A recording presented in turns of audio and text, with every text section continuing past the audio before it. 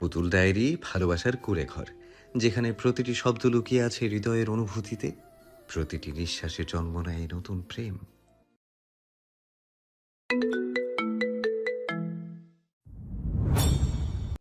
ভাবি, ভালোই হলো তুমি এসেছো।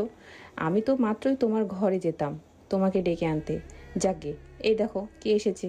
বলে সাইমা খাতুন জুবাইদা বেগমের দিকে নজর দিলেন। পরক্ষণে তাকে দেখিয়ে ফের রমণীকে উদ্দেশ্য করেই বললেন, এই যে ইনি আমার রুহির আম্মু, আর এই যে তার পাশে দাঁড়িয়ে আছে আমার সুন্দরী বেয়ান। রাফিয়া বেগম মুচকি হাসলেন এহেন সম্বোধনে। এদিকে রমণী গম্ভীর মুখে খানিক জোরপূর্বক হাসলেন মনে হয়। সাইমা খাতুন এবার তাকে পরিচয় করিয়ে দিয়ে জুবাইদা বেগমকেই বলে উঠছেন, আপা, উনি আমার ফুপাতো ভাইয়ের বউ শারমিন মির্জা। কয়েক মাস আগেই সাউথ কোরিয়া থেকে এসেছেন, গোটা কয়েক মাস থাকবেন দেশে। মির্জা পদবীর নাম শুনেই মুখ থেকে হাসি যেন সরে গেল রাফিয়া বেগমের। জুবাইদা বেগমেরও তাই। দুইজনই আর চোখে এক পলক নিজেদের দিকে মুখ চাওয়াচাই করলেন। রাফিয়া বেগমের চোখে মুখে স্পষ্ট বিভ্রান্তি। হয়তো তিনি ভাবছেন, এই মির্জা আবার সেই মির্জা নয় তো? গম্ভীর মুখ্য রমণী এবার নিজের গম্ভীর কণ্ঠ প্রকাশ করলেন, মৃদু গলা খাকারি দিয়ে ভীষণ ব্যক্তিত্বের ভাব ফুটিয়ে সালাম দিলেন সকলকে। পরক্ষণে ছোটের কোণে আলতো হাসির রেশ জেনে বললেন, ভালো লাগলো আপনাদের সাথে দেখা হয়ে। আসলে আমি একটু অসুস্থ, গতকাল ঠান্ডা লেগেছে একটু, তাই সারাদিন ঘরে শুয়েই ছিলাম বলে আপনাদের সাথে নিজে থেকে এসে কথা বলতে পারিনি। আশা করি এ নিয়ে বাকিটা আর শেষ হলো না বলা, তার আগে জুবাইদা বেগমের হাসি মুখেই বলি উঠছেন, না না, আমরা কিছু মনে করিনি। তা বলি কি ভাই, আপনি কি এখন সুস্থ বোধ করছেন? শারমিন বেগম হাসলেন একটুখানি, মাথা নাড়িয়ে বললেন, জি আলহামদুলিল্লাহ, আগে থেকে বেটার। ড্রয়িং রুমে চলছে বেশ রমরমা আড্ডা। এরই মধ্যে বাড়ির সদর দরজা দিয়ে ছুকলেন একজন মধ্যবয়স্ক সুপুরুষ। সকলের নজর গিয়ে পড়ল তার উপর। সুপুরুষটি ফরকালেন একটু, ক্ষুদ্র চোখে নিজেদের দিকে দৃষ্টিপাত করেই হঠাৎই কেমন সন্দিহান গলায় বলি উঠছেন, কোনো সমস্যা? ভদ্রলোকের মুখে এহেন ভিন্ন ধরনের ভাষা শুনে খানিক দ্বিধায় পড়লেন এহসান বাড়ির মানুষজন। ওদিকে ওসমান শিকদার হালকা হেসে মাথা নাড়িয়ে বললেন, আরে না ভাই, তেমন কিছু না, কাম কাম জয়নাস। ভদ্রলোক বোধ হয় ভারী মিশুক প্রকৃতির। এক ডাকে কেমন চলে এলেন তৎক্ষণাৎ, গিয়ে বসলেন কবির সাহেবের পাশে। পরক্ষণই হালকা ঘুরে নিজ থেকেই হাত বাড়িয়ে দিলেন কবির সাহেবের দিকে, বললেন, হ্যালো, আমি তৌকির মির্জা। পুরোটা শুনে খানিক থতমতই খেলেন কবির সাহেব। এতক্ষণ সুপুরুষটিকে ভিন্ন দেশি ভেবে তবে ভুল করেছেন তিনি। নিজের অপ্রকাশিত ভুলখানা মনের সংগোপনে লুকিয়ে রেখে খানিক সময় নিয়ে হাতে হাত মিলে সৌজন্যমূলক হেসে বললেন, জি, আমি কবির হোসেন। তৌকির সাহেব আলতো গা দুলিয়ে হাসলেন। ওদিকে সাব্বির সাহেবের মুখটা হঠাৎ গম্ভীর হয়ে উঠল যেন। তিনি পাশ থেকে খানিক গলা খাকারি দিয়ে বলেছেন, আচ্ছা, আপনি কি তৌফিক মির্জার? হ্যাঁ, তিনি তো আমার বড় ভাই। আপনি চিনেন নাকি ওনাকে? তৌকির সাহেবের এরূপ কথায় তৎক্ষণাৎ নড়ে চড়ে বসেন এহসান বাড়ির সদস্যরা। তৌসিফ মির্জাকে কি আর অত সহজে ভোলা যায়? সেবার অরিনকে সপরিবারে দেখতে এসেছিল বলে রোজরু কি অপমানটাই না করলো বেচারাকে। সে কথা কি আর ভুলেছে কেউ? হঠাৎ সকলকে অমন গম্ভীর হয়ে যেতে দেখে ভ্রু গোটান তৌকির সাহেব সন্ধিয়ান গলায় জিজ্ঞেস করলেন, আপনারা আমার ভাইকে চিনেন না কি? কবির সাহেব স্তম্ভিত ফিরে পেলেন তৎক্ষণাৎ। পরের মুহূর্তে নিজেকে সামলে নিয়ে গম্ভীর মুখেই বলেন, হ্যাঁ, আমার বিজনেস পার্টনার ছিল এক সময়। তৌকির সাহেব ঠোঁট গোল করে শব্দ করলেন একটু। তাদের আলাপচারিতা শেষ হতে ওসমান শিকদার মুখ খুললেন তৌকির সাহেবের কাছে, খানিক উৎসাহিত হয়ে জানতে চাইলেন, মুগ্ধ কোথায় ভাই? ও আসবে না লঞ্চে? ছেলের কথা শুনতে ফুস করে নিঃশ্বাস ফেলেন ভদ্রলোক। মাথাটা দুধারে নারী কেমন উদাস মুখে বলে উঠছেন, না, মেবি কিছুক্ষণ আগে আমায় কল দিয়ে জানালো তার কোন ফ্রেন্ডের সাথে নাকি লাঞ্চ করবে। আচ্ছা বলেন তো ভাইজান, ছেলে আমার জন্মের পর থেকে থাকলো কোরিয়ায়। তার যত ফ্রেন্ড কলিগ আছে সব হচ্ছে কোরিয়ান। তবে বাংলাদেশে এসেছে আজ গুনে গুনে 3 মাস মাত্র। এরই মধ্যেই তার নাকি আরও ফ্রেন্ড হয়েছে। এই ছেলে পেলেগুলোকে না যেখানেই যায় সেখানেই সঙ্গ পাতায়। ভদ্রলোক নাক কুচকালেন বলতে বলতেই। তার অমন মুখভঙ্গি দেখে মুখ চিপে হাসলেন সকলে, তবে গম্ভীর মুখ হয়ে চিন্তায় পড়লেন সাব্বির সাহেব। অতীতে ঘটে যাওয়া কোনো এক অনাকাঙ্ক্ষিত ঘটনার রেশ বর্তমানে না আবার এসে পড়ে।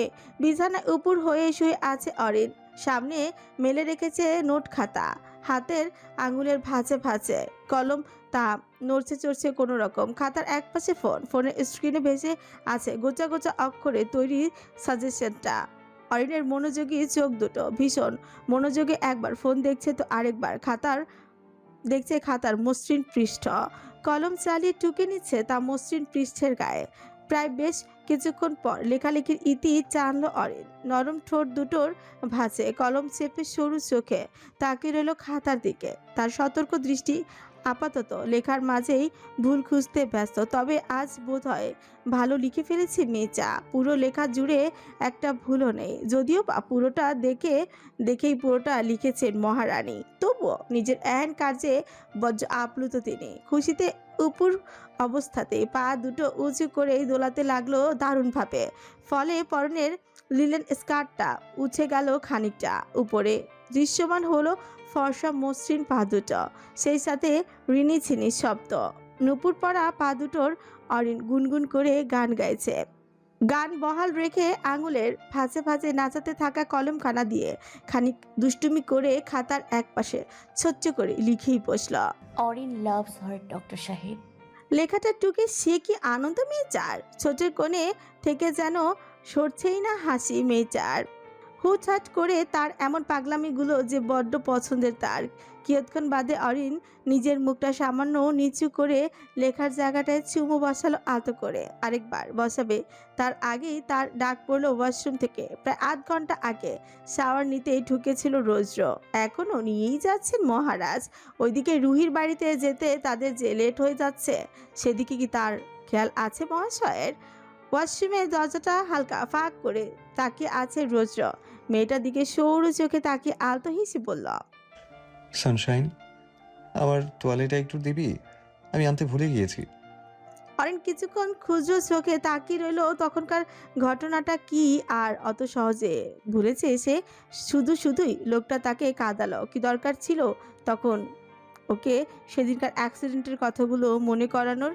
এইসব ভাবতে ভাবতেই মেয়েটা কেমন ফুস করে নিঃশ্বাস পেল। পরক্ষণে রোজের দিকে মুখ ভেঙচি কেচে নিজের কাজে মত্ত হয়ে ঠিস মেরে পড়ল, নিজে এসে নিয়ে যান, আমি পারবো না দিতে। রোজ মোচেও রাগ করলো না মেয়েটার এহেন কাঠখোট্টা জবাবে। উল্টো মুচকি হেসে আবারও বলল, দে না হানি, না হলে তোয়ালে ছাড়াই এখন বের হয়ে যাব কিন্তু।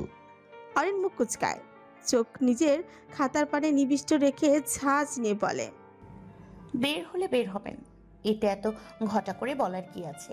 এমন একটা ভাব ধরছেন না যেন ফার্স্ট টাইম দেখছি। নতুন করে দেখার মতো কি বা আছে শুনি। মুখ ফসকে কথাগুলো বলে পরমুহূর্তে নিজে লজ্জায় পড়লো বেচারি। তৎক্ষণাৎ জিভে দাঁত কেচে মুখ লুকালো খাতার ভাঁজে। ইস, সেও কি তবে পুরোপুরি নির্লজ্জ হয়ে গেল? গায়ে তবে সত্যি লেগে গেল রৌদ্র নির্লজ্জতার আভাস। ওইদিকে রৌদ্র যেন হতভম্ব বনে গেছে মেয়েটার অমন লাগামহীন কথায়। বেচারা হতভম্বতায় চোখের পলকও ফেলতে ভুলে গেল যেন। প্রায় মিনিট দুয়েক লাগলো তার হতভম্বতা কাটাতে। নিজেকে সামলে নিয়ে সে কেমন গম্ভীর মুখে বলি উঠছে, ঘাড়তারামির সাথে সাথে ইদানিং দেখছি জীবটাও লাগামহীন হচ্ছে তোর। ঠিক আছে, ব্যাপার না, আমি আবার লাগামহীন ঘোড়ার লাগাম টানতে বেশ জানি। লজ্জা মাথা কাটা যাওয়া বোধ হয় আপাতত বাকি অরিনের। বেচারি এখন কিভাবে বলবে? আবেগে মুখ ফসকে ওসব বেরিয়ে গেছে। সে কি আর অত বেফাস কথাবার্তা বলে নাকি? তবু আজ কেমনে যে বলে ফেললো। অরিনের ভাবনার মাঝে আবারও ডাক পড়ল রৌদ্রের, আগের তুলনায় আরও খানিকটা গম্ভীর এবং ভরাট কণ্ঠে, তোয়ালেটা দেওয়ার কথা কি এখন মাইকিং করে বলতে হবে? তৎক্ষণাৎ উঠে বসলো অরিন। এক লাফে খাট থেকে নেমে চলে গেল কাবার্ডের কাছে। সেখানে থাকা সাদা তোয়ালেটা হাতে নিয়ে আবারও ছুটে এলো ওয়াশরুমের কাছে। তবে দরজা থেকে মাঝে কিছুটা দূরত্ব নিয়ে দাঁড়ালো কেন যেন। রৌদ্র এখনো আগের ন্যায় ফাঁকা দিয়ে মাথা বের করে তাকিয়ে আছে তীক্ষ্ণ দৃষ্টিতে। অরিন চোখ এবং মাথা দুটোই নুইয়ে রেখে রৌদ্রের দিকে তোয়ালেটা বাড়িয়ে দেয়। কাপা কাপা স্বরে ভয়ার্থ চোখ গিলে বলে, এই নিন। রৌদ্র বাঁকা হাসলো এই পর্যায়ে। দরজার ফাঁকা দিয়ে এক হাত বাড়িয়ে তোয়ালে পরিবর্তে খপ করে চেপে ধরল অরিনের হাত। অরিন হকচকে উঠছে, হাতখানা মোচড়াতে মোচড়াতে বলে, আহা আহা, আমার হাত ধরলেন কেন আবার? আমি কিন্তু গোসল করে নিয়েছি, ছাড়ুন আমায়। কে শুনে কার কথা? রৌদ্রের কানের ধারে কাছেও যেন কথাটা ভিড়ল না, উল্টো সে এক টানে মেয়েটাকে ঢুকিয়ে নিল ওয়াশরুমের ভেতর। ঘটনার আকস্মিকতা বেচারি হতভম্ব। চোখের পলক পড়ার আগেই রৌদ্র ঘটালো আরেক কাণ্ড। ছট করে অরিনের চোয়াল চেপে ধরে মেয়েটা নরম উচ্চপুর দখলই করে নিল আলগোছে। এইদিকে একের পর এক হুটহাট ঘটনায় বেচারি নিঃশ্বাস ফেলার জো নেই। রৌদ্রের চুমন গাঢ় হচ্ছে, হাত দুটো তার লেগে পড়েছে নিজের চিরায়ত কাজে। ফলস্বরূপ লজ্জায় বারংবার কেঁপে উঠছে অরিন। সর্বাঙ্গে তার বয়ে যাচ্ছে এক মৃদু ঝঙ্কার। রৌদ্র যেন থামছে না, উল্টো এক হাতে অরিনের মাথার উপর দেয়ালের দিকে লাগিয়ে রাখা শাওয়ার সুইচটাও অন করেই দিল। মুহূর্তেই দুজনের গা ভিজেই গেল ছমছমিয়ে ঝরে পড়া পানির ফোঁটায়। এবার যেন নিঃশ্বাস আটকে আসছে অরিনের। সেখানে ছটফট করতে রৌদ্র ছেড়ে দিল তার উষ্ঠপোজ। মেজার কপালে কপাল ঠেকিয়ে ঘন ঘন নিঃশ্বাস ফেলতে লাগলো সেও। ওদিকে অরিনটা রীতিমতো হাঁপাচ্ছে, বুকে হাত চেপে চোখ বুজে আছে মেচা।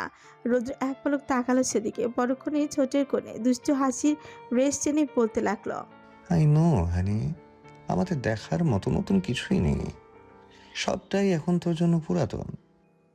এতটুকু বলে এক মুহূর্তের জন্য থামলো রৌদ্র। নিজের মুখটা ধীরে ধীরে এগিয়ে নিয়ে এলো অরিনের কানের কাছে। অতঃপর কেমন হাসকি স্বরে ফের বলল, বাট ইউ নো না হানি, ওল্ড ইজ গোল্ড। কথাটা শেষ করে মেয়েটার কান বরাবর আলতো করে দাঁত বসালো রৌদ্র। সে স্পর্শে বেসামাল অরিন তৎক্ষণাৎ খামচে ধরে রৌদ্রের উন্মুক্ত বক্ষ। নরম চামড়ায় মুহূর্তেই দেবে চায় তার সদ্য এক্সটেনশন করিয়ে আনা নখগুলো। পিছঢালা সরু রাস্তাটিতে একা একা হাঁটছে মাহিরা, গায়ে জড়িয়ে রাখা পাতলা একটা শাল। বছরের শেষ সময় ইদানিং ঢাকার বাতাসে কেমন উত্তরে হাওয়া উপস্থিতি। দিনের বেলাতেও বেশ ভালোই ছাঞ্জা ছাঞ্জা ভাব পড়ে। বাড়ির সবাই গেছে তার রুহিপুর বাড়ি, তবে সে যায়নি কোনো এক কারণে। মা থেকে শুরু করে বাড়ির সকল সদস্যের এক প্রকার জোরাজুরি তো চলল না, মাহি চলেনি। নিজের সিদ্ধান্তে গো ধরে বসেছিল মেয়েটা। বিকেলের দিকে রৌদ্র এবং অরিনও গিয়েছে সে বাড়িতে। মাহি জানতো রৌদ্র তাকে না নিয়ে অবশ্যই যেতে চাইবে না, তাই তো সে এক প্রকার মিথ্যে বলল সে নাকি তার বান্ধবীর বাসায় যাবে গ্রুপ স্টাডি করতে। স্টাডি না চাই, মাহির আবার ফ্রেন্ড আছে নাকি? একে তো সে মারাত্মক ইন্ট্রোভার্ট, তার উপর ভীত। এমন মানুষ কি আর অত সহজে কারোর সাথে মিশতে পারে? তার বন্ধু বলতে সেই তো আহি ছিল, আছে। তবে আহিও ইদানিং মাহিকে তেমন গুরুত্ব দেয় না, সদ্য প্রেমে পড়েছে কিনা। এই সময় এমন চুপচাপ অবহেলাই করবে? মাহি যদিও এইসব মনে রাখে না, শুধু শুধু বুকের কাছে কষ্ট পুষেই বা কী লাভ? সেই তো মানুষগুলো সুখী আছে, সেক্ষেত্রে তার অমন মনে মনে মন বিভাগী হয়ে পড়ে থাকার কোনো দরকারই নেই। মাহি ইদানিং বেশ ভালো আছে। গত 3 মাসে নিজেকে সে বজ্র শক্ত করেছে মেচা। এখন আর আগের মতো লুকিয়ে চুরিয়ে কাঁদে না সে, শিখে গেছে বাস্তবিকতাকে আলিঙ্গন করতে। মাহি ফুটপাত দিয়ে হাঁটছে, পেচ্ছা কেমন চোচো করছে তার। বোধহয় আবারও ক্ষুধা লেগেছে তার, যদিও দুপুরে খেয়েছিল সে, তবে খুব একটা নয়। ফুলি রেঁধেছে টুকটাক, খুব একটা অসাধারণ না হলেও পাতে নেওয়ার অযোগ্য ছিল না যদিও।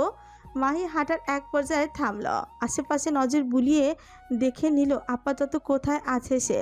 পরবর্তীতে বুঝলো বাসা থেকে হাঁটতে হাঁটতে প্রায় অনেকটাই দূরে চলে এসেছে সে। আরেকটু এগোলে চৌরাস্তা। রাস্তার ওপারে একটা নতুন চিকেন চাপ রেস্তোরাঁ খুলেছে লোকমুখে ইতিমধ্যে। সেখানকার চিকেন চাপ ওই তন্দুরি রুটির বেশ নাম ডাকও শুনেছে সে। আজ না হয় সেগুলো একটু টেস্ট করা যাক। তাই যেই ভাবনা সেই কাজ। মাহি আবার পায়ের গতি বাড়ালো সামনের দিকে। চেনা চেনা রাস্তা, এখানে রাত বিরতে হাঁটতেও খুব একটা সমস্যা হয় না তার। তাছাড়া অতি পরিচিত ডিসির মেয়ে সে, তার দিকে চোখ তুলে তাকানোর সাধ্য আছে নাকি কোনো বাপের বেচার?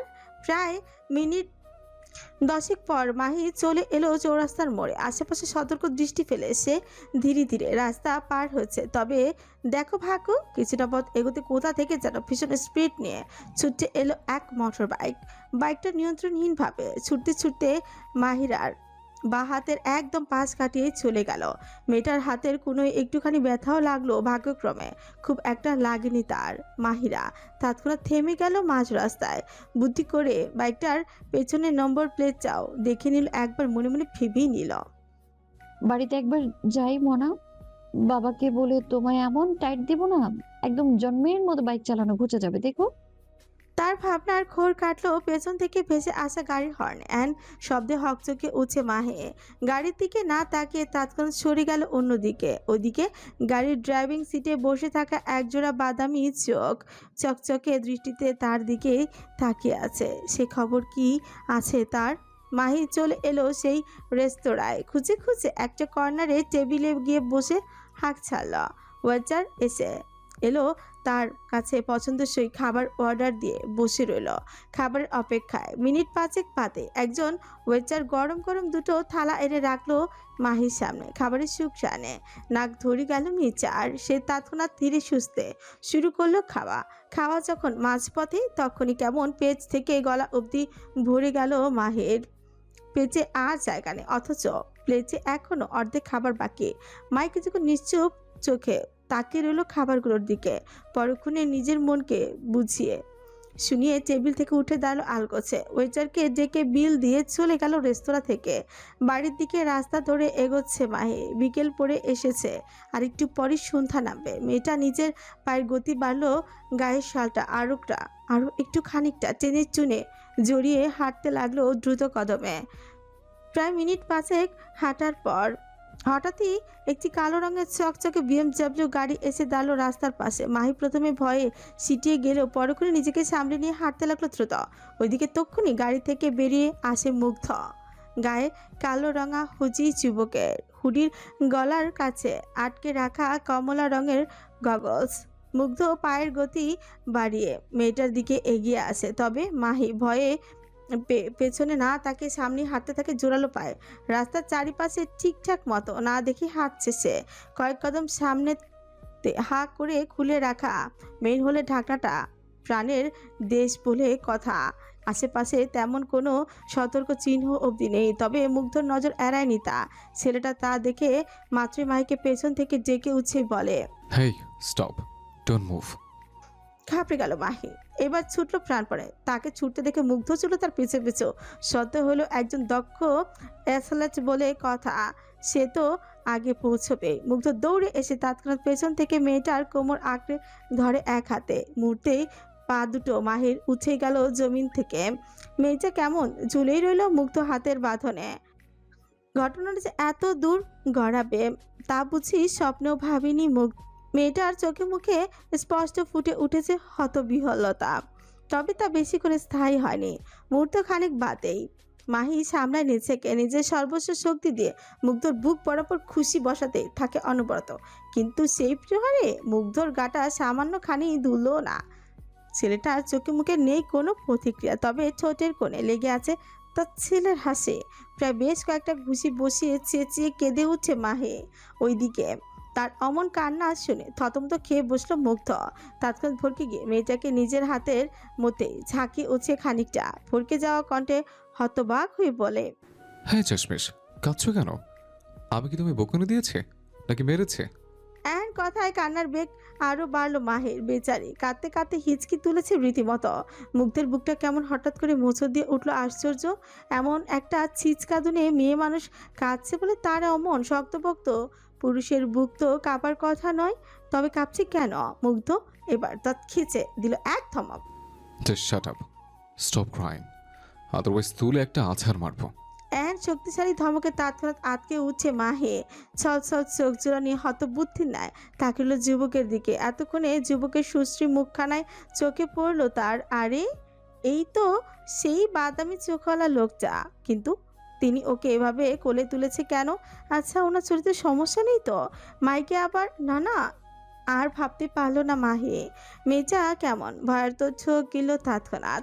গলা থেকে উপচে আসা কান্নাগুলো কোনো মতে চেপে চুপে আকুতি ভরা কণ্ঠে মুগ্ধকে বলতে লাগলো, প্লিজ ছেড়ে দিন আমায়, আমার ক্ষতি করবেন না প্লিজ, আমি মরে যাব সত্যি, আপনি আমায় মেরে ফেলুন তবু আমায়। বাকিটা শেষ হওয়ার আগেই তাকে নিজের পেশিবহুল হাতের বাঁধন থেকে নামিয়ে দিল মুগ্ধ। মাহি কিছু বুঝে উঠবে তার আগেই তার গাল বরাবর পড়ল এক শক্তপোক্ত হাতে চর। বেচারে তৎক্ষণাৎ নিজেকে সামলাতে না পেরে ছিটকে পড়লো রাস্তায়। গালটা বুঝি এই ঘষেই পড়বে তার। চোখ দুটো সামনে কেমন আধার নেমে এলো, কানের ভেতরটা কেমন ফুফু করছে। এরই মধ্যে তার কানে এলো মুগ্ধের তেজি এবং শক্ত কণ্ঠ। ছেলেটা কেমন দাঁতে দাঁত চেপে বলছে, How dare you think of me as a rapist, bloody dump? রাগে থরথর করে কাঁপছে মুগ্ধ। দৃঢ় চোয়ালখানা তার কেমন শক্তপোক্ত হয়ে এসেছে এখন। চোখ দুটো যেন জ্বলন্ত অগ্নির স্ফুলিঙ্গ। ওইদিকে মাহি কেমন হতবুদ্ধির ন্যায় পড়ে আছে মাটিতে। জীবনে প্রথমবার গালে চর পড়লো কি না? এর আগে থোড়ায় কেউ গায়ে হাত তুলেছে তার? একে তো শান্তশিষ্ট, তার উপর মুখ জোড়া মেয়ে। মুখটা সেই কি নিষ্পাপ? এরকম একটা মেয়ের গায়ে কেউ হাত তুলে শুনি? দু হাত কোমরে চেপে মুগ্ধ কেমন জল শক্ত করে ঘন ঘন নিঃশ্বাস ফেলতে লাগলো।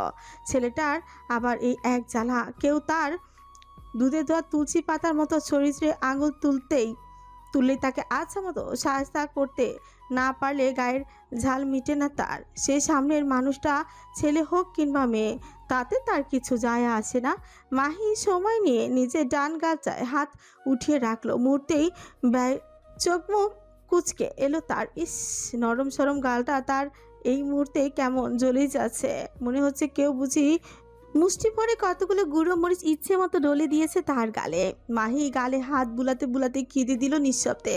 চোখ বেয়ে তার গড়িয়ে পড়ছে নীরব অশ্রু। ওইদিকে মুগ্ধ কেমন নাকের পাটা ফুলিয়ে দাঁড়িয়ে আছে কয়েক হাত দূরে। কিছুক্ষণ বাদেই সে আরো কিছু বলতে যেই না মুখ খুলবে অমনি তার দিকে ছলছল চোখ জোড়া তাক করলো মাহি। মুগ্ধ থমকায় মুহূর্তে। গলার স্বরটা কেমন হুট করে হারিয়ে গেল তার। রাগ কুচকে রাখা কপালখানি শিথিল হলো তক্ষণি। বেচারার বুকটা কেমন ধক করে উঠল মেয়েটার অশ্রুসিক্ত চোখ দেখে। মাহি মিনিট খানেক পেরোতে নিজের চোখ নামিয়ে আনে। তারপর ধীরে ধীরে মাটিতে দু হাত ভর দিয়ে উঠে দাঁড়ায়। পরনের ফ্রকটা খানিকটা ঝেড়ে নিয়ে কেমন ধরে আসা কণ্ঠে বলতে লাগলো, মাফ করবেন, আমি হয়তো ভুল বুঝেছি আপনাকে। কিছুক্ষণ আগেও বোধহয় এটুকু শোনার জন্য বেপরোয়া ছিল মুগ্ধ। ক্ষোভে ফেটে যাচ্ছিল, অথচ এখন ছেলেটা আশ্চর্য। মেয়েটার মুখ থেকে অমন ক্ষমা চাওয়ার শুনে মনটা কেমন আরো ধাপ উদ্বিগ্ন হলো তার। মাহি মাথা নুয়ে নাক টানছে। চোখের চশমাটা চরের বেপরোয়া কাণ্ডে আপাতত মাটিতে ছিটকে গিয়ে ভেঙে পড়ে আছে। মাহি ঘোলাটে চোখে এইদিক ওইদিক তাকালো একবার, পরক্ষণই ঠোঁট কামড়ে চুপচাপ পেছনে ফিরে হাঁটা ধরলো আলগোছে। মুগ্ধ আটকাচ্ছে না তাকে। কেন যেন ছেলেটার মন বলছে মাহিকে একটিবার আটকাতে, কিন্তু অনুভূতিহীন মস্তিষ্ক বারবার বাধা দিচ্ছে সেই প্রতিক্রিয়ায়। মাহি হাঁটছে চলমল পায়ে। মেয়েটার ক্ষুদ্রাকায় দেহটা কাঁপছে ক্ষণে ক্ষণে। বোধহয় কাঁদছে মেয়েটা। ইয়া খোদা, এত পড়া কেন? আমার ভাল লাগে না। বিয়ের পর কে পড়াশোনা করে? ধরু। টেবিলের উপর হাঁ করে খুলে রাখা বইয়ের পাতার ভাঁজে গোটা গোটা অক্ষরে লিখে রাখা পড়াগুলো যেন এক একটা তীর ছুটছে অরিনের দিকে। তাছাড়া সময়ের পড়া সময় না পড়ে রাখলে তো এমনটা তো হবেই। এখন অরিনের হচ্ছে মরণ দশা। কয়েকদিন পর ইনকোর্স পরীক্ষা, অথচ এখনো কিছুই পড়া হলো না তার। অরিন ফের পড়ার দিকে সরু চোখে তাকে থেকে আর্তনাদ করে উঠছে। এত কঠিন কেন? কাউচে বসে আছে রোজর, চোখে এঁটে রাখা খয়েরি রঙের চিকন ফ্রেমের চশমাটা পরে সে বেশ মনোযোগ দিয়ে হসপিটালে জরুরি একটা ফাইল ঘাটছে। তবে এরই মধ্যে অয়নের অমন আর্তনাদ কানে আসতে ছেলেটার সকল ধ্যান ভাঙলো। সে তৎক্ষণাৎ চিন্তিত মুখে মেয়েটার পানে দৃষ্টি ফেলল।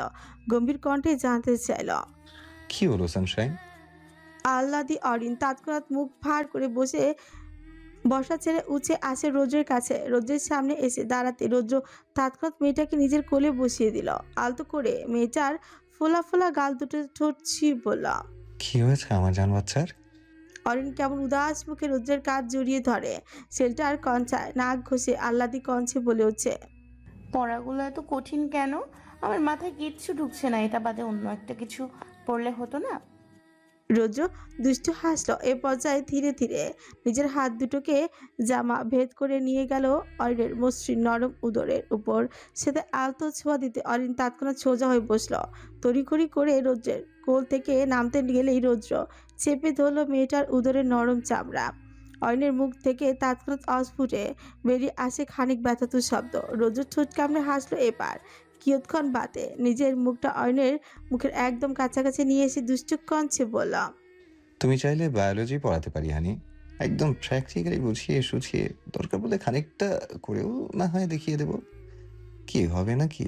একটা দুটো বায়োলজি ক্লাস, আমি আবার এতে master honey. So please come, let's get wet together.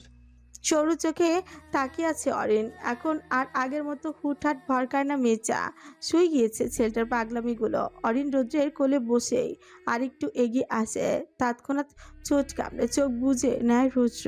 Orin চোখে হাসলো তা দেখে। রৌদ্রের থুতনির মাঝে শোভাময় তিলটার দিকে এক দৃষ্টিতে তাকিয়ে থেকে বলে হচ্ছে। মাঝে মধ্যে আমার কি ইচ্ছে করে জানো? রৌদ্র তৎক্ষণাৎ চোখ মেলে তাকায়, উৎসুক হয়ে জানতে চায়। কি?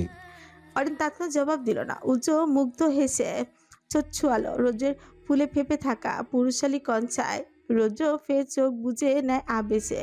অরিন এবার রৌদ্রের কঞ্চায় নাক ঘুষতে ঘুষতেই বলে। ইচ্ছে করে তোমায় একদম কামড়ে খেয়ে ফেলি। ইস, তুমি এত হ্যান্ডসাম কেন? রৌদ্র চোখ বুজে রেখে চমৎকার হাসলো।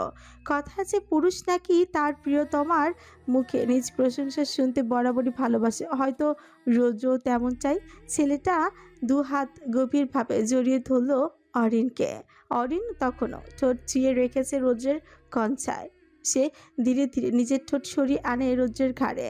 সেটা আলতো পরশ এঁকে পরক্ষণেই দাঁত বসায় সচরে। ঘটনার আকস্মিকতা বেচারা রুজো তাৎক্ষণাৎ চেঁচিয়ে ওঠে। খানিকটা ফট করে মুখ থেকে তার বেরিয়ে আসে অস্ফুট ব্যথাতুর শব্দ। আউচ! অরিনও ধীরে সুস্থে দাঁত সরায়। পরক্ষণে সে তার দৃষ্টি ফেলে দেখে ছেলেটার ঘাড় বরাবর তার দাঁতের স্পষ্ট চিহ্ন ফুটে উঠেছে।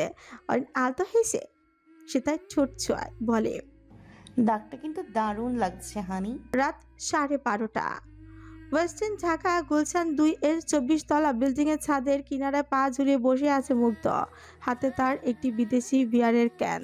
ছেলেটার ক্যানের গায়ে এক আঁচি চুমুক বসাচ্ছে আর তাকাচ্ছে নেচে। ঢাকা শহরের ব্যস্ত রাস্তাগুলোতে সবচেয়ে কেমন ছোট ছোট ঠেকেছে তার নজরে। মুগ্ধ ছোট ছোট চোখে তাকিয়ে রইল সেই দিকে। সুদর্শন যুবকের গায়ে একদম সেটে আছে কালো রঙা ফিনফিনে শার্টটা। ছাদের প্রচণ্ড বাতাসের প্রকাপে শার্টটা কেমন ছিঁড়ে যেতে চাইছে গা থেকে। তবে শক্তিশালী পুরুষ সেথায় ঠায় বসে রইল নির্বিঘ্নে। মুগ্ধ দু হাতে খানিক পেছনের দিকে ছেলে দিয়ে চোখ বুজে বসলো। ঠিক তক্ষুনি তার কল্পনার মানসপটে ভেসে উঠল মাহিরার অশ্রুসিক্ত চোখ দুটো। মুগ্ধ তড়াক করে চোখ মেলে তাকায়। কি একটা অবস্থা! সে তখন থেকে মেয়েটাকে ভুলতে চাইছে, অথচ পারছি না কিছুতেই। মুগ্ধ এবার নিজের এহেন পরিণতিতে হাসলো ছোঁচ কামড়ে। রিপিট করে বললাম। অথচ তোমাকে ভুলতে চেয়েও সে তখন থেকে মোট 100 বার তোমার কথা ভেবে ফেলেছে চাশমিশ। মুগ্ধ বরাবরই গম্ভীর স্বভাবজাত পুরুষ। মনের কোণে ফুটহাট জাগ্রত হওয়া অনুভূতিকে বরাবরই নিয়ন্ত্রণ করতে বেশ পটু সে। তবে আজ যেন কোথাও দুম করে হারিয়ে গেল সেই পটুত্ব। মুগ্ধ এবার হাত বাড়িয়ে নিজের মাথায় চুলকায় খানিকটা। পরক্ষণেই পকেটে হাতে ফোনটা বের করে এনে ব্যস্ত হাতে কল লাগায় রেহানের নাম্বারে। গায়ে কিচেন অ্যাপ্রন, হাতে হ্যান্ড মিক্সার, একটা বোলের ভেতর আইসক্রিম চিরায়ত টেক্সচারে আনার ব্যাপক চেষ্টায় মত্ত রেহান সাহেব। পাশে কিচেন কাউন্টারে পা ঝুলিয়ে বসে আছে রুহি। মেয়েটার নাকি এত রাতে মালাই আইসক্রিম খেতে ইচ্ছে করছে, তাও আবার ম্যাঙ্গো স্লাইস দিয়ে। উপরে একটু পেস্তা ফ্লেভারে থাকবে এই চা। এখন উদ্ভট ধরনের আইসক্রিমের নাম বাবার জন্ম শুনুনি রেহান, সেক্ষেত্রে এমন আইসক্রিম যদি দোকানে খোঁজ করতে যায় তবে দোকানি তাকে নিশ্চিত পাগল বলে আখ্যায়িত উপখ্যায়িত করবে, এতে কোনো সন্দেহই নেই তার। তাই আর কি বা করার আছে, বইয়ের উদ্ভট আইসক্রিমের ক্রেভিংস যেহেতু উঠেই গিয়েছে, তাই রেহান সাহেব লেগে পড়েছেন আইসক্রিম বানাতে। এখন ভিন্ন ধরনের আইসক্রিম বানাতে সে কি কসরত করছে বেচারা। রুহি তো বেশ মজাই নিচ্ছে তা দেখে। রেহান যখন ব্যস্ত নিজ কাজে ঠিক তখনই কাউন্টারের উপর পড়ে থাকা তার ফোনটা বেজে ওঠে কর্কশ শব্দে। রুহি আগ বাড়িয়ে ফোনটা রিসিভ করে লাউডেই দিল। তখনই ওপাশ থেকে ভেসে এলো মুগ্ধর ব্যস্ত কঞ্চ। রেহান, তোর শালীর নাম্বারটা দে তো। এহেন কথায় তৎক্ষণাৎ চোখ দুটো কপালে উঠে গেল রুহির। রেহান কেমন হতবম্ব বনে গেল মুহূর্তে। ওপাশ থেকে মুগ্ধ ফের বলে উঠছে, কিরে, কথা কানে যায়নি তোর? রেহানের হুঁশ পেল মাছ। সে খানিকটা আমতা আমতা করে বলল, ইয়ে মানে কোন শালির? ওই যে চাষমেশ আছে না একটা, যার নাকটা সবসময় লাল থাকে, চোখ দুটো ডাগর ডাগর, গাল দুটোতে মাংসের অভাব, বামটুর উপর লাল তিল, ওই মেয়েটা। রেহান এবার আরেক ধাপ অবাক হলো যেন। সে কেমন হতবাক কঞ্চে বলল, এত কিছু খেয়াল করেছিস অথচ নামটা জানিস না? ওপাশে মুগ্ধ চুপ রইল কিয়ৎক্ষণ। ছোটের ঠোঁট চেপে ভাবলো আশ্চর্য, মেয়েটার ব্যাপারে এত কিছু কবে খেয়াল করলো ও। রেহান নিজের কাঙ্ক্ষিত প্রশ্নোত্তর না পেয়ে দমলো খানিকটা, একটুখানি পরক্ষণই বলল, আমি হোয়াটসঅ্যাপ সেন্ড করছি, চেক কর। মুগ্ধ কল কাটলো, উৎসুকভাবে ফোনের স্ক্রিনে তাকিয়ে রইল। মিনিট খানিকের মধ্যেই নাম্বার এলো। মুহূর্তেই তার চোখ দুটো কেমন আনমনি চকচক করে উঠল। সে তৎক্ষণাৎ পা দুটো উঠিয়ে আনলো ছাদের কিনারা থেকে, অতঃপর গট গট পায়ে বেরিয়ে গেল সেখান থেকে। রাত 3টা, গভীর ঘুমে আচ্ছন্ন মাহে। রাতের দিকে কেঁদে কেটে সে কি বেহাল অবস্থা তার। গালে নাকি ব্যথা শুরু হয়েছে প্রচণ্ড। মাইমুনা বেগম এই নিয়ে জেরা করতে মেয়েটা কথা কাটিয়ে বলল, মামসের ব্যথা শুরু হয়েছে। অজ্ঞত তাকে নিয়ে ব্যস্ত হয়ে পড়েছিল পুরো এহসান পাড়ে। তাইব সাহেব তো ডিউটি ছেড়ে এসে মেয়েকে নিয়ে ডাক্তারের কাছে ছুটতেই চেয়েছিলেন, তবে মাহি কোনো মতে বাবাকে 7-5 পুছিয়ে ঠেকিয়েছে হসপিটাল যাওয়া নিস্তব্ধ ঘরটি। ক্ষণে ক্ষণে শোনা যাচ্ছে মেয়ে দুটোর ফুসফুস নিঃশ্বাসের শব্দ। ঠিক তখনই মাহির আদুরে ঘুমটা ব্যাঘাত ঘটাতে বালিশের নিচ থেকে তার ফোনটা কেমন কর্কশ শব্দে বাজতে লাগলো। ঘুমন্ত মাহি ঘুমের ঘোরে ফিউ কুচকে বিরক্তিতে, তবে জেসে পড়ে কলটি আবারও রিসিভ করলো না মেয়েচা। কলটা বাজতে বাজতে নিজে থেকেই কেটে গেল। ওপাশের অধৈর্য ব্যক্তি আবারও নিজের অধৈর্যতার প্রমাণ দিতে কল দিয়েই বসলো মেয়েটার ফোনে। এবার আর ঘুম সইল না মাহির। খানিকটা নড়চড় করতেই ঘুমটা কেমন কাঁচা হয়ে গেল তার। সে ঘুমের মাঝে একটা বিরক্তি নিয়ে ফোনটা বালিশের নিচ থেকেই বের করে এনে কানে ঠেকায়। ঘুম জড়ানো মায়াবী কণ্ঠে থেমে থেমে বলে, হ্যালো। ওপাশের অধৈর্য ব্যক্তি মুগ্ধ থমকায় এক মুহূর্তের জন্য। হৃৎপিণ্ডটা বোধহয় এক্ষুনি বন্ধই হয়ে গিয়েছিল এক মুহূর্তের জন্য। কি শুনল সে? এ আবার কার কঞ্চ? একটা সাধারণ বাক্য কেন জোরে এসে এত জোরে এসে এতটা বুকে বিঁধল তার। কি আশ্চর্য কাণ্ড! মেয়েটা তবে জাদুকরি? জাদু জানে নিশ্চয়ই। মুগ্ধ সময় নিয়ে মুখ খুলল, গম্ভীর কণ্ঠে বলল, শেষমেশ, আর ইউ দেয়ার? ওপাশ থেকে শুধু ভেসে আসছে ঘন ঘন নিঃশ্বাসের শব্দ। বোধহয় মেয়েটা আবারই ঘুমিয়েছে। মুগ্ধ আর যেচে পড়ে জাগালো না মেয়েটাকে, উল্টো চুপচাপ মনোযোগ দিয়ে শুনতে লাগলো মেয়েটার প্রতিটি নিঃশ্বাসের শব্দ। এটাও কেমন মনোমুগ্ধকর ঠেকছে তার কাছে। কি একটা অবস্থা! দেশে এসে আবার ফাঁদেটাতে পড়েছে নাকি সে, কি জানে। বেলা 9টা। রোজ রোজ কায়দা করে সকালের দিকে ঘুম ছেড়ে উঠলেও আজ মাহি বেশ বেলা করে ঘুমাচ্ছে। মাইমুনা বেশ বার কয়েক মেয়েকে এসে টুকটাক ডেকেই গিয়েছেন ঘুম থেকে উঠতে, তবে মেয়েটা আজ কি হলো কে জানে। সে আজ বিছানা ছাড়ছেই না। এদিকে আহিরা ঘুম থেকে উঠছে সেই কখন, ফ্রেশ হয়ে ব্রেকফাস্ট সেরে মেয়েটা এখন রেডি হচ্ছে কলেজ যেতে, অথচ মাহির উঠবার তেমন গ্রামগন্ধও নেই।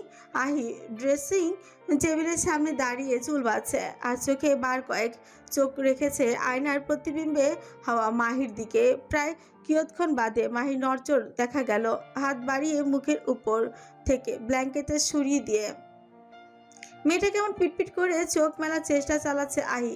খেয়াল করলো সেদিকে, নিজের হাতের কাজ বহাল রেখে সে বলে উঠছে, কিরে আজ ঘুম থেকে উঠবি না?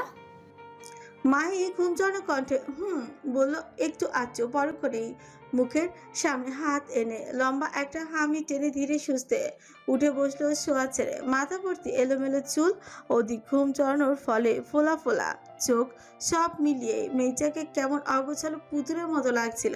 আই এক পলক আয়নার দিকে তাকিয়ে দেখলো মাহিকে। পরক্ষণেই নিজের দৃষ্টি সরিয়ে এনে নিজের চিরাত খেকিয়ে ওঠা কঞ্চে বলতে লাগলো, মহারানী কি আজ আর কলেজ যাবেন নাকি পড়ে পড়ে গাধার মতো নাক টেনে ঘুমাবেন?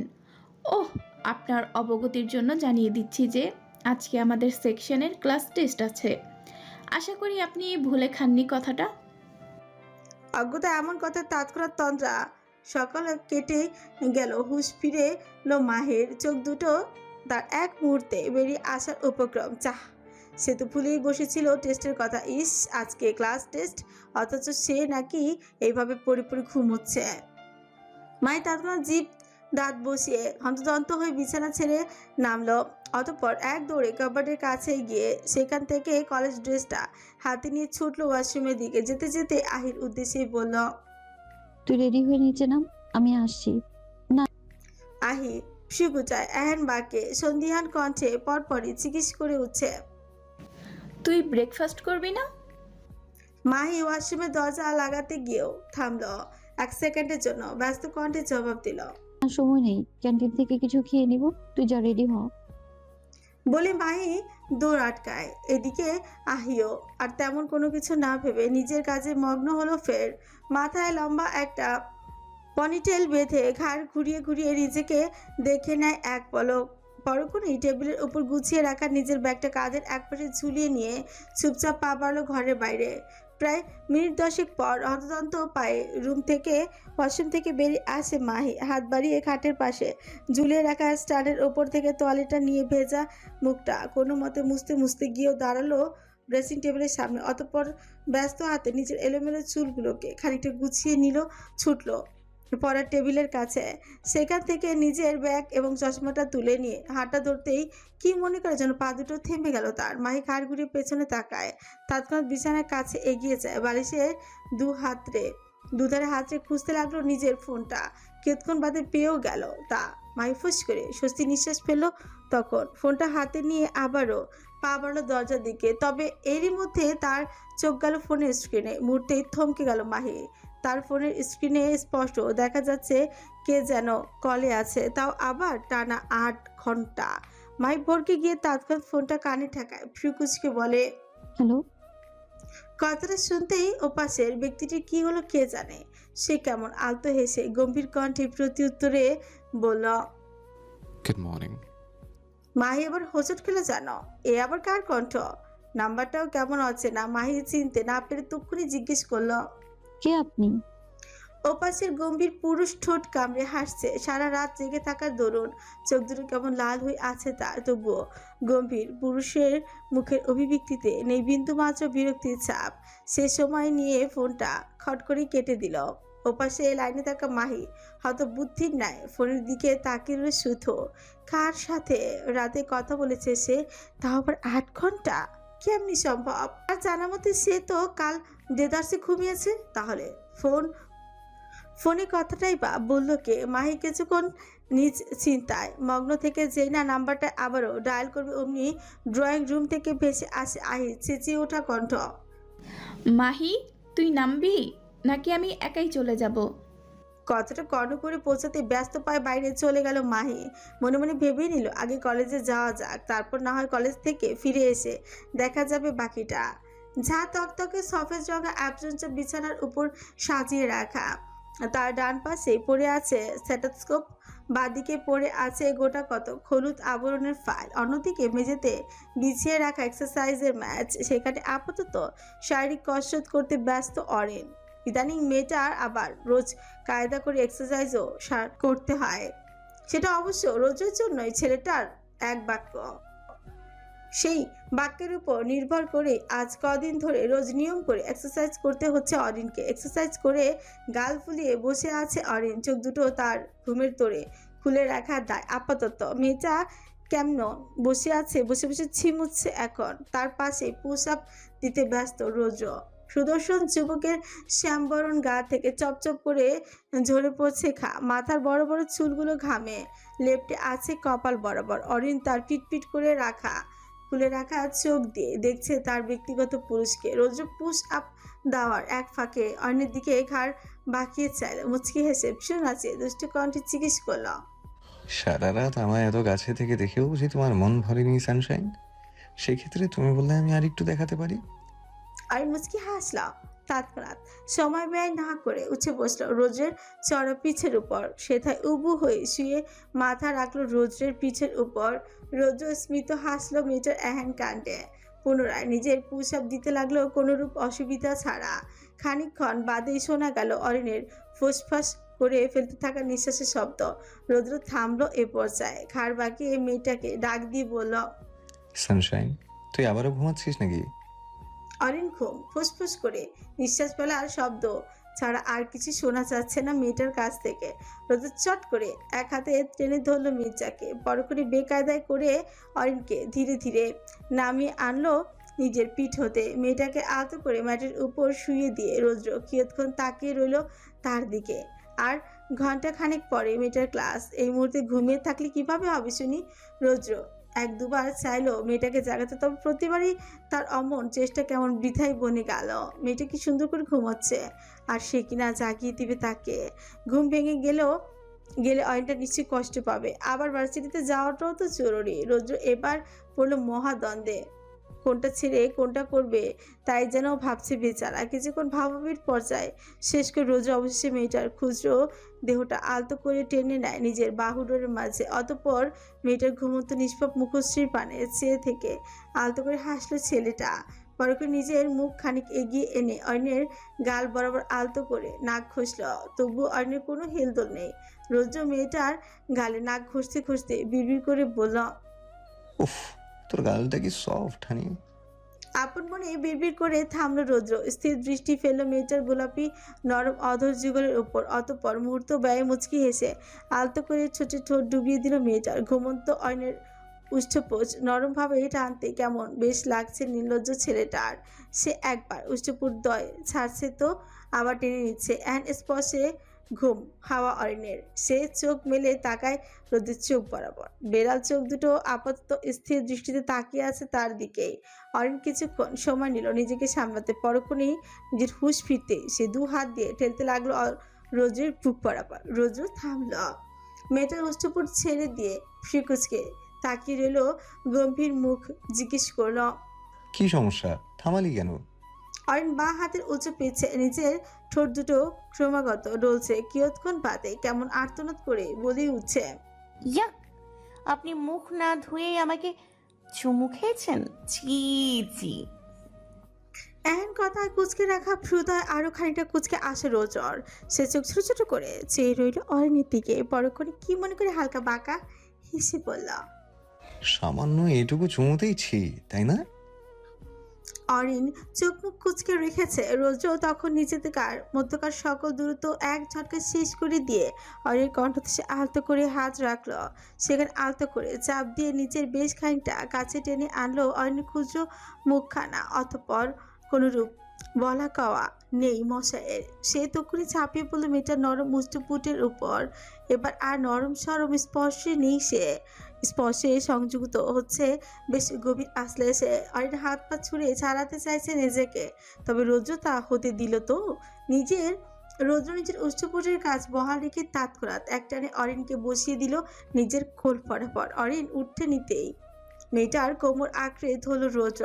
নিজের বেহায় হাতের স্পর্শে চালালো মেয়েটার সর্বাঙ্গে। ধীরে ধীরে অরিন স্বাভাবিক হচ্ছে। হয়তো সে বুঝে গিয়েছে পাগলের সাথে তার আর পেরে উঠবার জো নেই। এদিকে অরিনকে শান্ত হতে দেখে ফিগুটায় রৌদ্র। এক মুহূর্তের জন্য অরিনের উষ্ঠপুট ছেড়ে দিয়ে সে কেমন গম্ভীর মুখে জিজ্ঞেস করল, কি হলো হানি, নড়চড় বন্ধ করে দিলি যে? হতভম্ব চোখে তাকায় অরিন। চোখ দুটো কেমন ছোট ছোট করে জিজ্ঞেস করে ওঠে, তা না হলে কি করব? রৌদ্র এবার ছোট কামড়ে হাসলো। অরিনের চোখে চোখ রেখে ধীরে ধীরে হাত নিয়ে গেল মেয়েটা জামার ফাঁক গলিয়ে মসৃণ উদরে। সেথায় অবাধ্য বিচরণ চালিয়ে মেয়েটার কান বরাবর মুখ নিয়ে ফিসফিস করে পড়ল। তুমি ছটফট না করলে ফিল পাই না হানি। তুমি বারবার নিজেকে আমার কাছ থেকে ছাড়াতে চাইবে, আর আমি জোর করে তোমায় আটকে ফেলবো। আমার বেপরোয়া কর্মকাণ্ড সইতে না পেরে তুমি আমায় থামতে বলবে, আর আমি তা শুনে আরো বেপরোয়া হব। That feeling just kills me honey. এহেন বাক্যে কর্ণকুড়ে পৌঁছতে কান দুটো কেমন ঝাঁঝা করে উঠল মির্জার। লোকটা কি ভয়ঙ্কর কথাবার্তা শুরু করলো সকাল সকাল। ছিচ্ছে, সে তো ভালো মেয়ে, তার সাথে এইসব বলা কি আর সাজে? অরিন তৎক্ষণাৎ নিচের ঠোঁট কামড়েই ধরে। তা দেখে রুদ্র কেমন মোহগ্রস্তের ন্যায় বলে হচ্ছে, Come closer, honey. I need a little us time. বাক্য শেষ হওয়ার আগে রোদ্রের হাত দুটো ব্যস্ত হলো মেয়েটার পরনের জামার বাটন খুলতে। অরিন হকচকিয়ে সরতে নিলেই তার দিকে কেমন নেশালো চোখে তাকায় রোদ্র। ঠোঁট কামড়ে আলতো হেসে বলে ওঠে, নেশা ধরিয়ে কয়ে যাও বউজান। আগে এই নেশা কাটাও, তারপর যেথায় ইচ্ছে সেথায় যাও। I won't stop you then, honey. ফুস করে নিঃশ্বাস ফেলল অরিন। চুপচাপ নির্বিকার ভঙ্গিতে তাকিয়ে রইল রোদ্রের দিকে। লোকটা ইদানিং এত বেপরা হয়েছে না। মেয়েটার প্রায়শই বেগ পোহাতে হয় তাকে সামলাতে। ধূসর রঙা BMW ব্র্যান্ডের গাড়িটা মাত্র এসে দাঁড়ালো আইডিয়াল কলেজের দোরগোড়ায়। কিয়ৎক্ষণ বাদে গাড়ি থেকে নেমে আসেন মুগ্ধ নামে সেই সুদর্শন বিদেশি যুবক। বলিষ্ঠ দেহে তার এঁচে রাখা কালো রঙা শার্ট, যা কেমন আষ্টে পৃষ্ঠে জড়িয়ে আছে ছেলেটার গায়ে। জিম করা বলিষ্ঠ দেহটা এক প্রকার স্পষ্ট চক্ষু গোচর হচ্ছে বাইরে থেকেও। যুবকের মাথা ভর্তি কালার করা সিল্কের চুলগুলো কেমন হাওয়ায় দুলছে ক্রমাগত। আশেপাশে দাঁড়িয়ে থাকা রমণীগণ এক প্রকার চোখ দিয়ে গিলে খাচ্ছেন উক্ত নজর করা যুবককে। তবে যুবক আবার এই দিকটা বড্ডই নাকচ। তিনি আশেপাশে তেমন নজর না দিয়ে গটগট করে পায়ে এগিয়ে গেলেন কলেজের গেটের সামনে। দারোয়ান তাকে দেখে আলতো হেসে সালাম দিয়ে জানতে চাইল, জি কিছু বলবেন? মুগ্ধ হাত বাড়িয়ে চোখ থেকে চশমাটা খুলে নিল। পরক্ষণে গম্ভীর মুখে জবাব দিল, একটু ভেতরে যাব, দরকার আছে। দারোয়ান তৎক্ষণাৎ দুধারে মাথা নাড়িয়ে না বলতে নিলে মুগ্ধ পকেট থেকে দুটো চকচকে 1000 টাকার নোট বের করে এগিয়ে ধরল দারোয়ানের দিকে। গম্ভীর মুখে কুটিল হেসে বলল, এগুলোর দিকে তাকিয়ে কথা বলুন। টাকার লোভ, বড় লোভ। দারোয়ান সাহেব আশেপাশে এক দফা সতর্ক দৃষ্টি বুলিয়ে দাঁত কপাচ্ছি বের করে এমন এক হাসি দিলেন না, যেন চাঁদ হাতেই পেয়ে যাবার মতো হাসি। তিনি তখনই ছো মেরে টাকাগুলো নিয়ে নিলেন মুগ্ধের হাত থেকে। বা হাতে টাকাগুলো বুক পকেটে ছেলে দিয়ে আলগোছে সরে দাঁড়ালেন গেটের সামনে থাকা। মুগ্ধ বাঁকা হাসল, দু হাতে প্যান্টের পকেটে গুজে নিয়ে ভীষণ ভাবের সাথে ভেতরে চলে গেল কলেজের। সে আধ ঘন্টা আগে কলেজে এসেছে মাহি এবং আহি।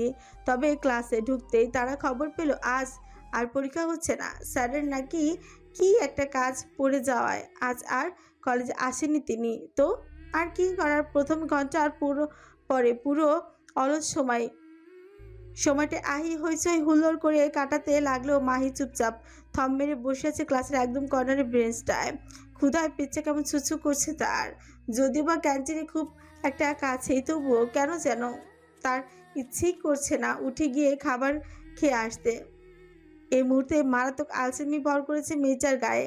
মাহি গালে ডান হাতটা রেখে কুনি ঠেকিয়ে বসলো হাই ব্রেঞ্চে। উদাস মুখে ক্লাসের বাইরে চোখে চোখ রেখে ক্ষুদ্র নিঃশ্বাস ফেলতে লাগলো ক্রমাগত। ঠিক এমন সময় বাইরে থেকে কেমন হন্তদন্ত পায়ে ছুটছে এলো মাহির ক্লাসমেট হৃদয়।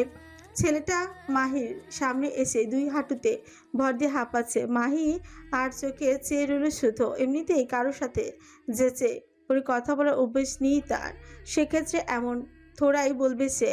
হৃদয় সময় নিয়ে নিজেকে সামলে নিল। পরক্ষণেই শটান হয়ে দাঁড়িয়ে মাহিকে বলল, মাই তোকে ইমার্জেন্সি কমন রুমে ডাকছে তোর গার্জিয়ান, তাড়াতাড়ি যা। গার্জিয়ান মানে? এখন আবার কে আসলো কলেজে? নিজের মনের মাঝে উত্থাপিত হাওয়া এহেন প্রশ্নটা ঠোঁটের গোড়ায় নিয়ে এলো মাহি। সে তৎক্ষণাৎ নড়ে চড়ে জিজ্ঞেস করলো, কোন গার্জিয়ান, কে এসেছে? হৃদয় মাথা চুলকে একটুখানি চোখ উল্চে বলে, জানি না তো, জাস্ট বললো তোর গার্জিয়ান ওয়েট করছে কমন রুমে, তুই তাড়াতাড়ি যা। অজ্ঞতা এমন তাড়া পেয়ে না চাইতো কমন রুমের উদ্দেশ্যে পা পারে মাহি, তবে কপালে তার স্পষ্ট দৃশ্যমান হয়েছে গোটা কতক সন্দেহের ভাঁজ। এই অসময়ে আবার বাড়ি থেকে কে এলো কে জানে। Excuse me. পেছন থেকে ভেসে আসা মুগ্ধকর নারী কণ্ঠ কানে যেতেই গম্ভীর মুখে স্মিত হাসলো মুগ্ধ। দুহাত বুকের কাছে বেঁধে সে কান খাড়া করে দাঁড়ালো মেয়েটার কথাগুলো শুনতে। এদিকে কয়েক হাত দূরে দাঁড়িয়ে থাকা যুবককে এখনো নিজের দিকে ঘুরে দাঁড়াতে না দেখে মাহি হালকা গলা খাকারি দিয়ে ফের বলল, শুনছেন স্যার, আপনি কি আমায় খুঁজছিলেন? এবারে রয়েছে পেছনে ফিরে মুগ্ধ। তাকে দেখে মাহির হাসিটা কেমন দপ করে নিভে গেল। বুকের ভেতর শুরু হলো এক অজানা ভয়ের তাণ্ডব। মাহি গোটা কতেক শুকনো ঢোক গিল পরপর। মুগ্ধের সেই বাদামি চোখ দুটোর তীর্যক দৃষ্টি দেখে মেয়েটার ভয় যেন বেরিয়ে যাচ্ছে কয়েক গুণ। মাহি দ্রুত বুকে কয়েক কদম পিছুতে মুগ্ধ কাঠ হাসল। বুকের কাছে বেঁধে রাখা হাত দুটো ছেড়ে দিয়ে পকেটে গুছে দাঁড়ালো আহেস করে। তারপর কেমন রাজভারী কঞ্চে বলতে লাগলো, আমাকে তুমি যেতে বলেছে? মায়ের কপাল বরাবর ইতিমধ্যেই জমেছে বিন্দু বিন্দু খামের ফোঁটা। ক্ষুদ্র কায় দেহটা কেন যেন এত কাঁপছে কে জানে। মুগ্ধের তার আগে থেকেই ভয় লাগতো, তবে গতকালের অমন শক্তপোক্ত হাতের থাপ্পড় খেয়ে ভয়টা যেন আরো বহুগুণ বেড়ে গিয়েছে মির্জার।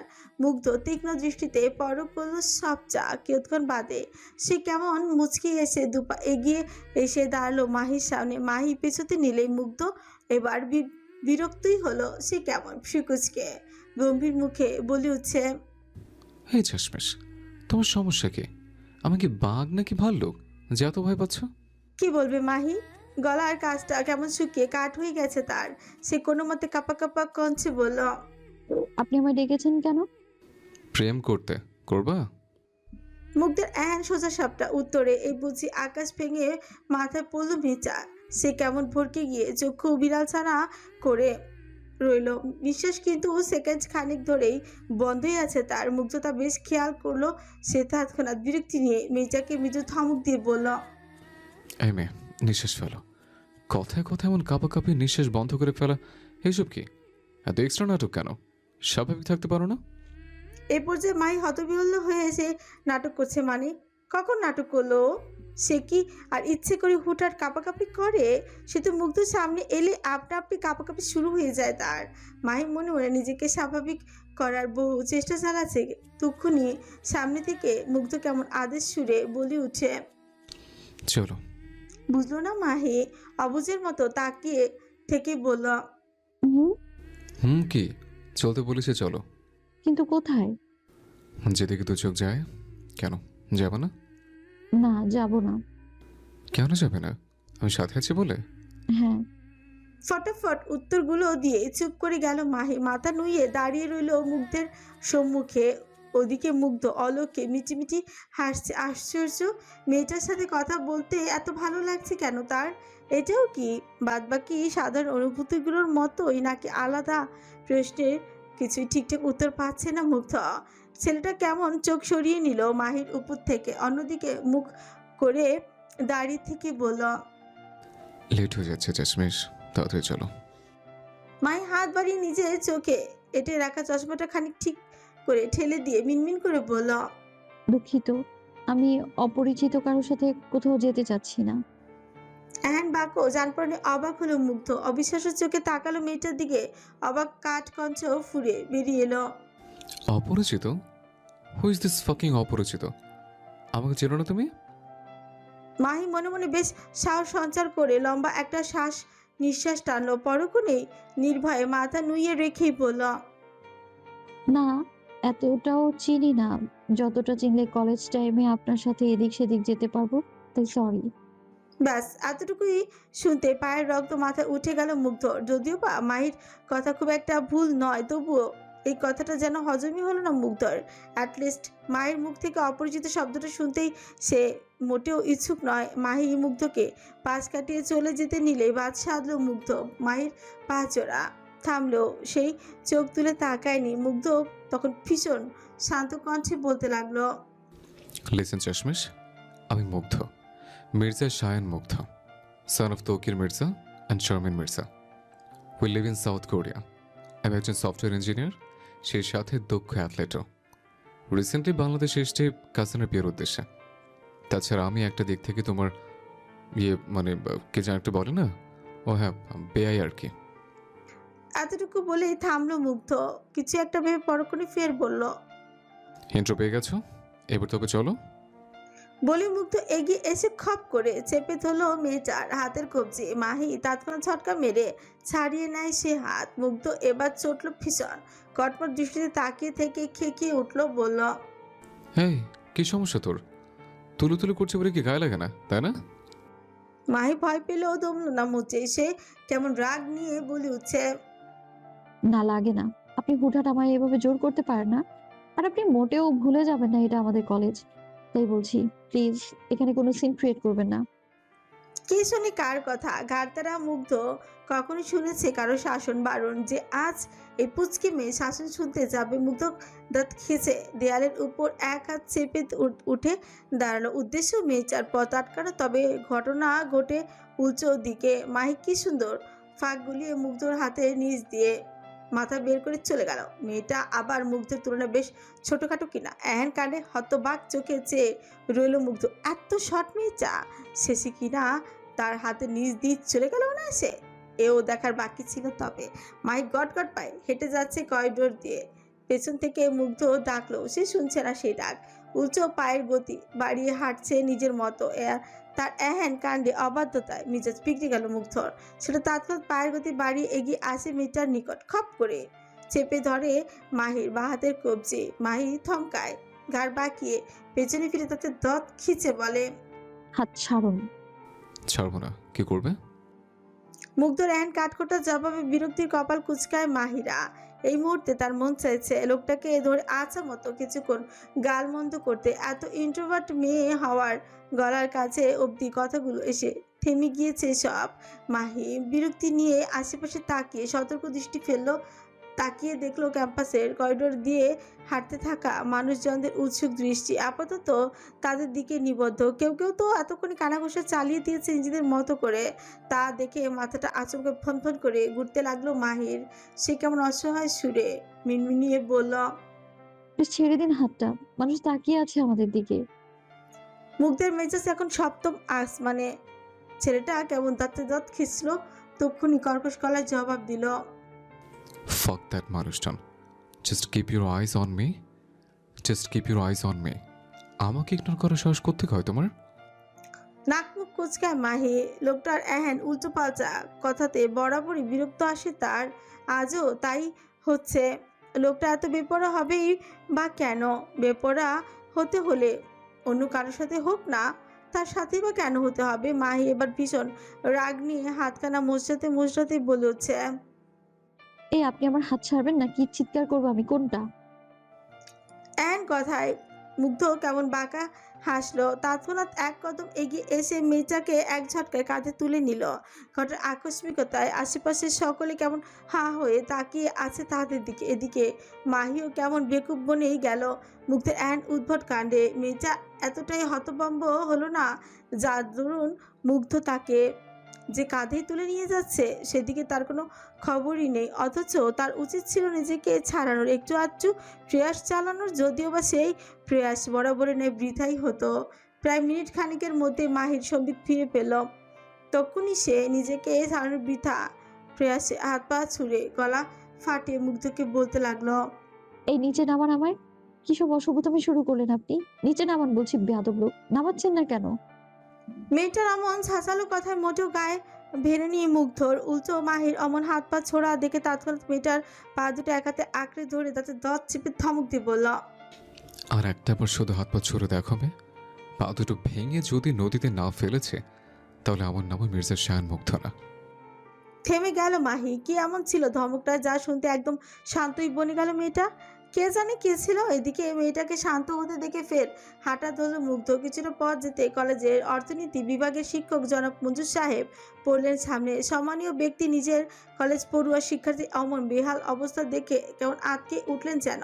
তিনি তৎক্ষণাৎ গম্ভীর কণ্ঠে খানিক জোর গলায় মুক্তিকে জিজ্ঞেস করলেন, এই কি করছেন আপনি? এসব ওকে এভাবে কোলে তুললেন কেন? নামান বলছি।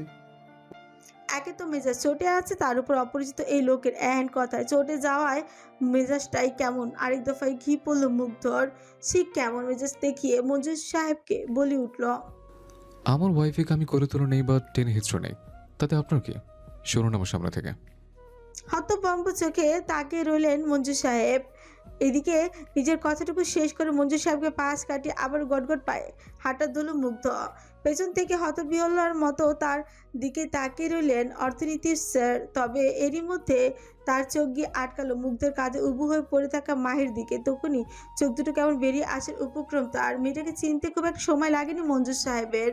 তিনি মনে মনে নিশ্চিত তো এ তো তায়েফ এহসানের মেয়ে, তবে নামটা তো মনে করতে খানিক বেগ পোহাতে হচ্ছে তার। কি যেন নামটা ভাবতে গিয়ে মস্তিষ্ক কেমন ফাঁকাই হয়ে গেল এই মধ্যবয়স্ক মানুষটার। তিনি ভাবতে ভাবতে হাত বাড়িয়ে নিজের পকেট থেকে ফোন বের করে আনেন। তারপর নাম্বার ডায়াল করে কল লাগালেন পরিচিত একজনের কাছে। ওপাশের নাম্বারে রিং হলো। গোটা দুয়েক অমনি ফোন রিসিভ করে একজন গম্ভীর পুরুষালী গম্ভীর কণ্ঠ নিয়ে বলে উঠছেন,